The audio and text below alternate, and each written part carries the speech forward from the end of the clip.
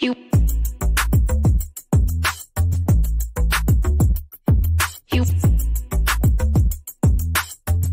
嗨，大家好，我是 Eric。相信每一个开始健身的人都希望能更早的看到自己的进步，尤其是在体型方面，瘦的想增肌，块头更大；胖的想减脂，线条更好。但有的时候啊，理想是丰满的，现实却是打脸。明明1年前是自己拉着朋友一起办的卡，结果現在他進步神速，脱胎換骨，而你卻變化不大，還是很難看出訓練痕跡。Like, I just put in that light there, in that disco ball, so the light reflects off the disco ball. 那问題究竟出現在了什麼地方？接下來我就來幫各位理一理。關於這個內容，我打算分為增肌和減脂2個部分。這一集呢，我們先來梳理和排查一下導致增肌效果不明顯的原因。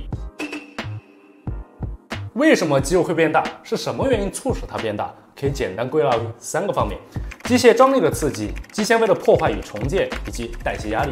首先是機械張力，它被認為是增肌最主要的因素。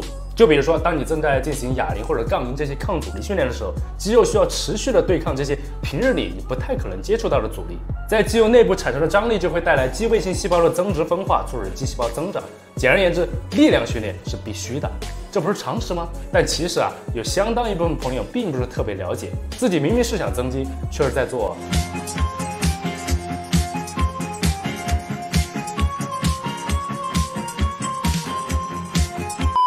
記住，力量訓練永遠是增肌最高效的方式，沒有之一。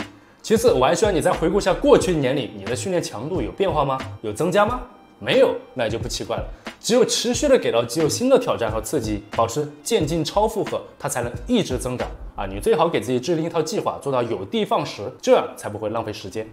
增肌的另外一大因素就是肌纖維的破壞與重建。肌纖維啊會在反覆對抗足夠強度的外力下被撕裂，當然這個破壞是微小層面的，並不是拉傷。然後當它重新恢復，就會變得比原先更加的粗壯。但這也會涉及到2個問題。第一就是訓練的頻率，第二就是訓練的強度和容量。如果你的訓練頻率過高，那麼同一個部位的肌纖維在被破壞之後，還沒來得及完全恢復，你就又開始搞它了，得不到足夠的休息，肌肉就很難增長啊。判斷的標準很簡單，那就是等該部位的酸痛感徹底消失了之後再練，可能是1天，也可能是3天，甚至是更久。至於強度和容量的話，強度可以簡單理解為重量，容量理解為該部位當天的總訓練量。如果強度容量過於輕鬆，就達不到破壞肌纖維的目的啊。建議剛開始增肌的訓練者，在充分掌握了訓練動作之後，把一些主要的動作重量設置為12 RM 左右，也就是該動作在標準無借力的情況下，最多能完成12次重複的重量。代謝壓力也被認為是增肌的第3個因素。什麼是代謝壓力？聽上去好像非常的晦澀，其實說白了，就是在練習某個部位的過程中出現的酸、脹和灼燒感。過程呢雖然很痛苦，但是一部分學者和有經驗的健美訓練者都認為它是對增肌有幫助的。所以你再仔細回憶一下，以前每次當灼燒感來臨的時候，你是選擇了立刻放下啞鈴呢，還是咬牙繼續堅持？除了以上這些和增肌原理直接掛鈎的因素之外，我還看到一些不太好的訓練習慣也會影響你的增肌效果。比如某些初級訓練者過於注重局部，放着胸背腿肌大肌群不練，卻花了大量的精力和組數投入到一些小肌肉上。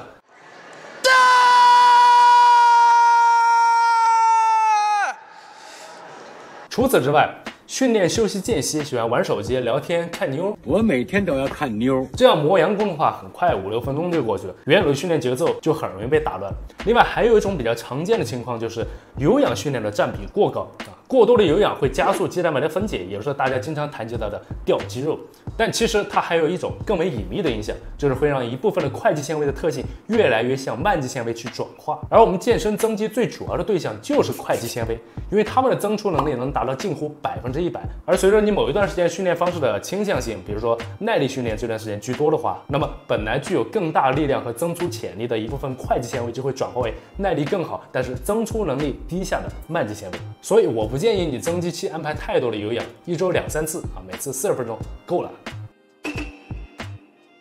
3分練7分吃，雖然增肌期間的飲食管理不用像減脂期間那麼嚴格，但是量你得吃多啊，不然哪裡來的原材料幫你合成和修復肌肉？很多朋友總是抱怨說自己吃了很多就是不長，是不是腸胃有問題？但我一細問都吃了些啥，結果發現絕大部分人還真不是腸胃問題，確實是吃得過於保守了。尤其是很多比较瘦的朋友，一直对吃了很多这个概念有所误解。可能以前一直吃了很少，增加到现在这样的饭量就已经觉得很多了。但是我告诉你，对于增肌来说，远远不够。比如说你的日均消耗是2000卡，那么你就得吃到2500甚至3000大卡。如果你没办法在短期内增加食量，那就缓一点，逐步增加。要是还吃不够，就可以考虑是否要通过增肌粉等形式来补足剩余的热量和蛋白质了。但如果你通过检查发现真的是有肠胃相关的疾病，那就需要赶紧去医院治疗和调理。在解决好了这些问题之后，可以吃一些健胃消食的东西，比如山楂片、苹果醋或者是辅助性的药物。真香！哎呀。之前我每每讲的睾酮相关的话题，总会一而再再而三的强调睡眠的重要性，因为肌肉在训练中被破坏，而主要又是在睡眠中进行修复。帮助增肌的睾酮生长激素也是在睡眠中大量的分泌，而如果睡眠不足，不仅影响上述两种激素的分泌，还会导致第二天皮质醇水平的升高。而这种糖皮质激素的作用是相反的，它会加速肌肉的分解和脂肪的累积。这种由于作息造成的内分泌紊乱会严重干预你的增肌效率可一旦你恢复规律的作息之后，通常就会有一个质的飞跃。建议一般人尽量保证7到8小时以上的睡眠。但是我有一个秘密武器，从小我就每天晚上要睡10个小时的觉但也有不少朋友是这种情况，习惯晚睡晚起，或者是上夜班白天睡觉，会不会有影响呢？如果是因为工作关系不能做到日出而作日落而息，那就牢记2点：规律和足量。